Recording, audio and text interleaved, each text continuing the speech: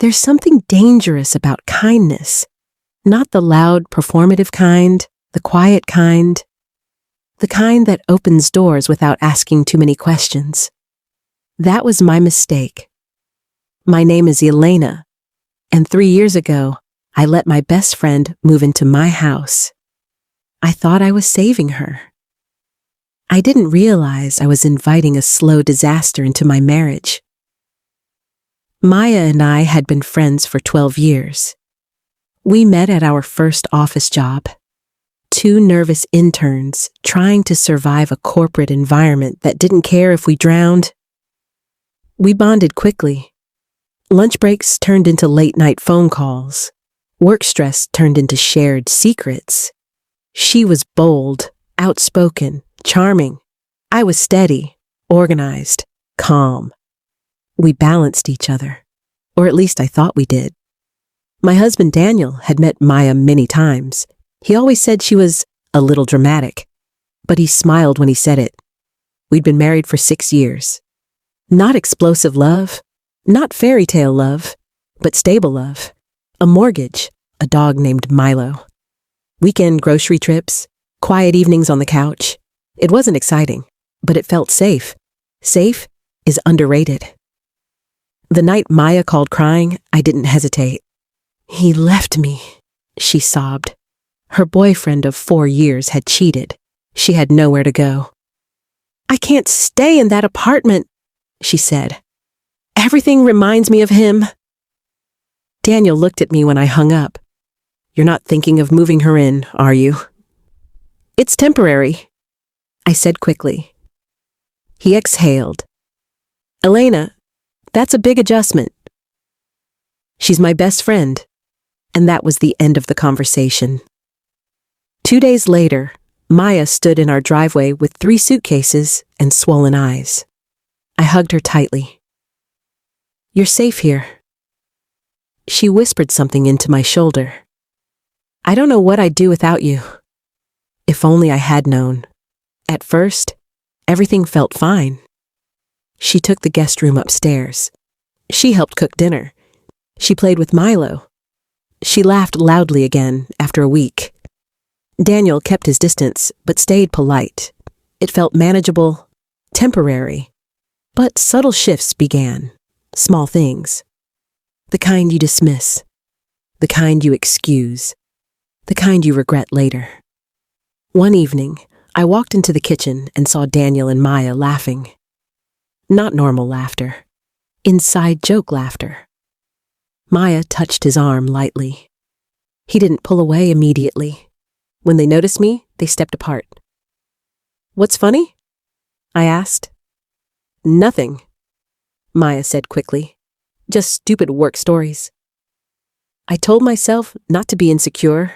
After all, she was my best friend, and he was my husband. Maya started dressing differently around the house. More fitted clothes, shorter shorts, lingerie-style sleepwear that she claimed was just comfortable. I noticed Daniel noticing. He never stared, but his eyes lingered, and mine noticed that. One night, as I climbed into bed, Daniel's phone buzzed on the nightstand. He was in the shower. The screen lit up. A notification preview appeared. Maya. "Is she asleep?" My stomach dropped. I stared at the screen. My hands began to shake. Maybe it wasn't what it looked like. Maybe they were planning a surprise. Maybe I didn't open the message. Not yet, because once you open that door, you can't close it. The next morning, I asked casually, "Did you and Maya talk last night?" Daniel paused for half a second too long. "Just about groceries." "Groceries. At midnight, with, is she asleep?" I nodded slowly, pretending to accept it, but something had shifted, and I could feel it. Maya began staying up late more often. Daniel, too. I would wake at 1 a.m. and notice his side of the bed empty. I would hear faint whispers downstairs, soft laughter.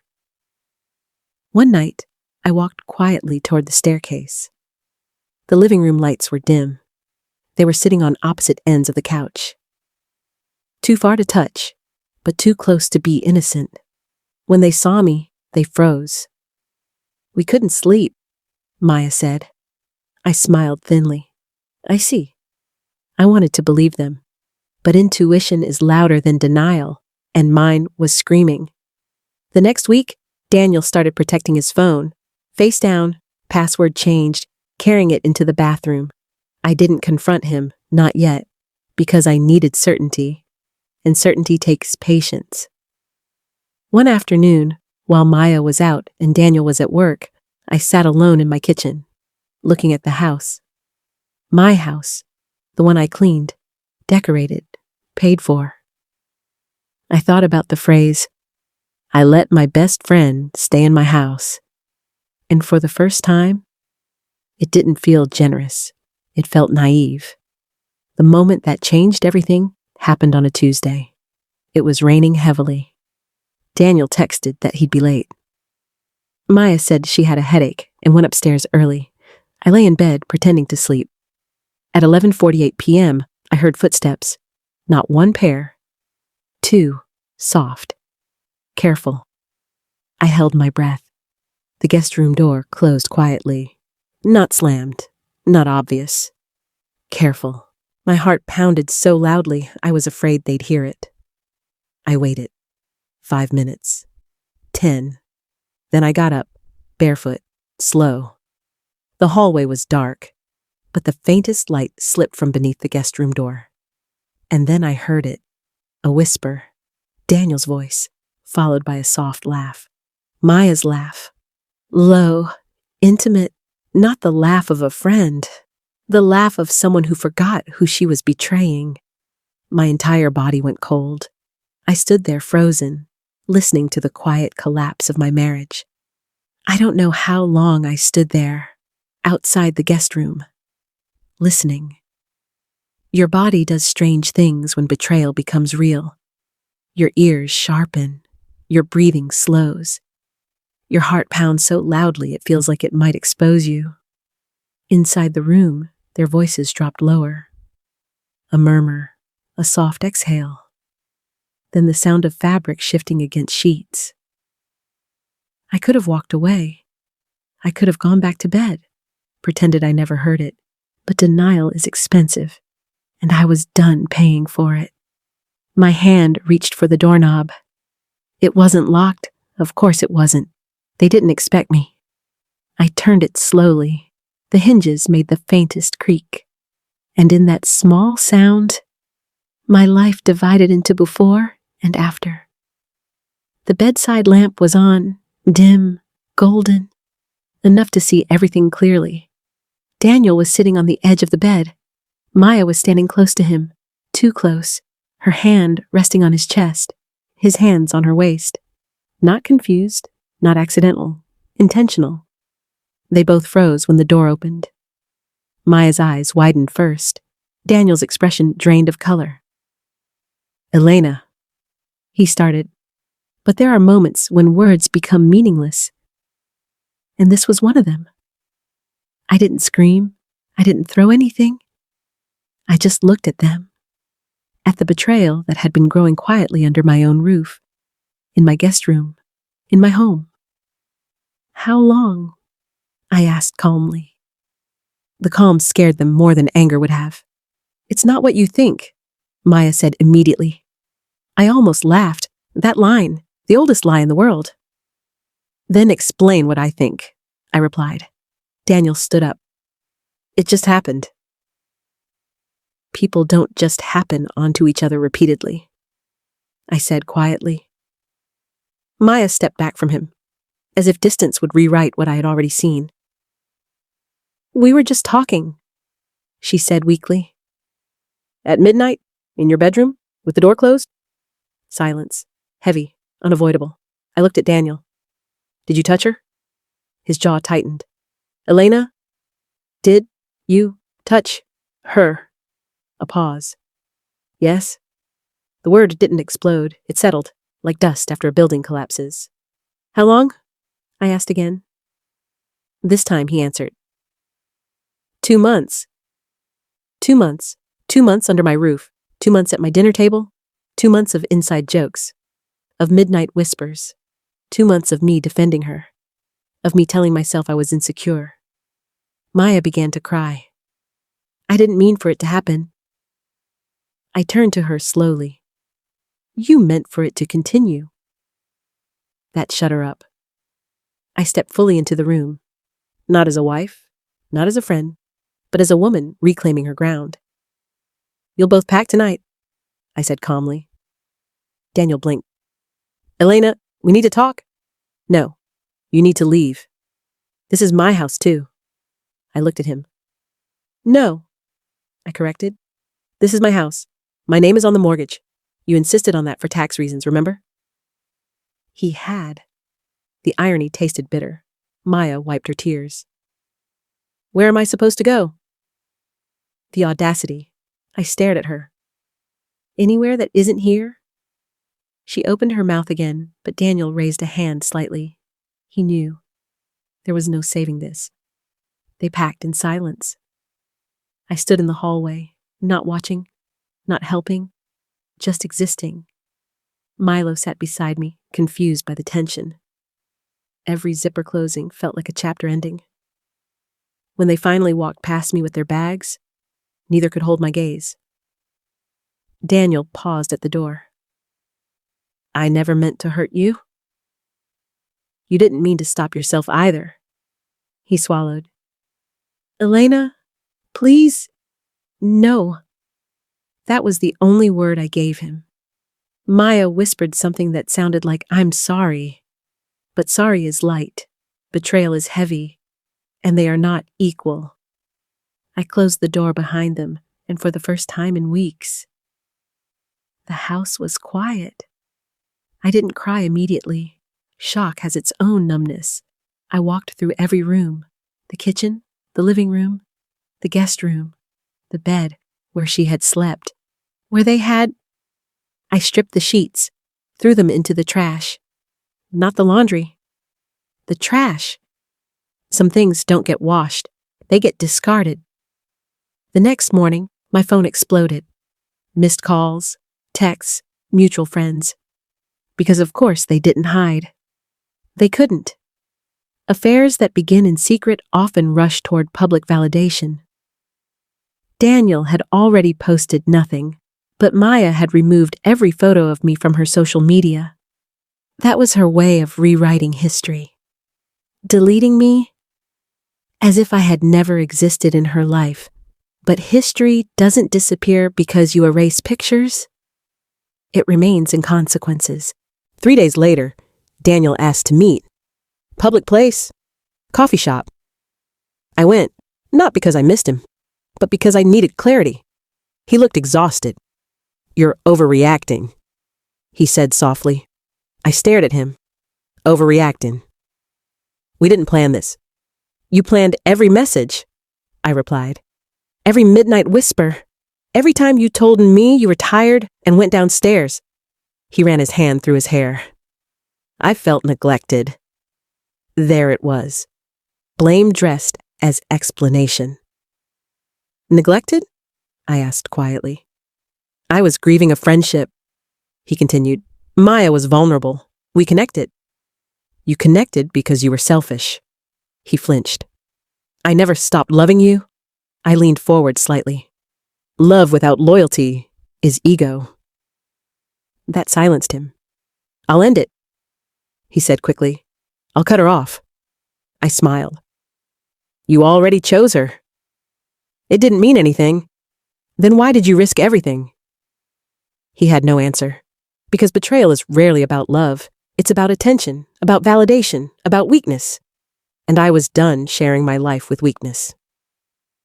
I'm filing for divorce, I said calmly. He looked like I'd slapped him. You can't be serious. I've never been more serious. Elena, it was a mistake. No, I corrected. It was a pattern. Silence. And in that silence, he realized something. I wasn't going to beg. I wasn't going to compete. I wasn't going to forgive. Not because I was cruel, but because I was clear. The divorce process was surprisingly smooth. When guilt is fresh, cooperation is easier. Daniel moved into an apartment across town. Maya moved in with him. Of course she did.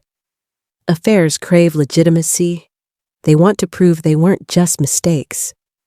They want to become love stories. But love stories built on betrayal rarely last. Weeks turned into months. The house felt empty at first, then peaceful. I redecorated the guest room, turned it into an office, a symbol of reclaimed space. Friends chose sides. Some disappeared, some stayed. But I noticed something interesting. The people who stayed didn't ask for details. They just supported me. And that's how you know who's real. One evening, about 8 months later, I received a message from a number I didn't recognize. "Can we talk?" It was Maya. I stared at the screen. Curiosity won. "Why?" I replied. "He cheated." "Of course he did." "With who?" "A coworker." I closed my eyes. Patterns don't change. They repeat. "He says it meant nothing," she continued. The irony almost made me laugh. I typed carefully. "It didn't mean anything when he did it to me either." She didn't respond, because now she understood something she once ignored. When someone betrays with you, they will eventually betray you.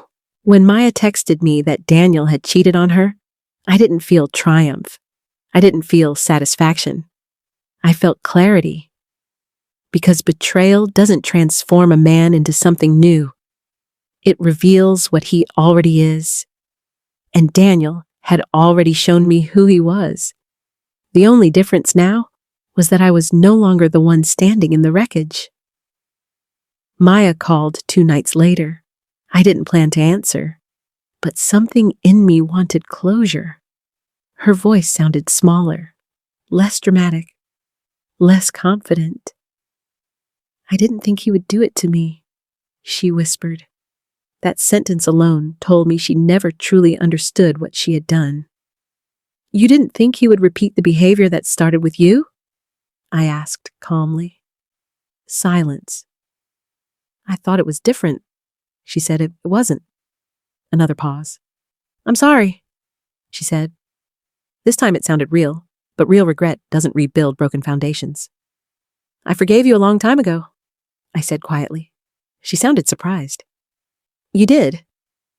"Yes, but forgiveness doesn't mean friendship." That part hurt her more. I could hear it, but I had learned something valuable. Boundaries are not cruelty. They are self-respect. Meanwhile, Daniel started reaching out more often. At first, about paperwork, then about random memories. "Remember our trip to the mountains? Remember how Milo used to steal socks?" Nostalgia is a dangerous weapon. It softens hard truths. But I refused to let it rewrite history. One evening, he showed up unannounced. He looked tired, defeated. "Elena, I made a mistake," he said immediately. "You made several," I corrected gently. "I thought what I felt with Maya was real." "And?" "It wasn't." "Of course it wasn't. It was novelty, ego, attention." "It's over," he continued. "She moved out." I studied him carefully. He wasn't proud. He wasn't confident. He was alone, and loneliness often disguises itself as regret. "I want us to try again," he said softly. There it was, the audacity.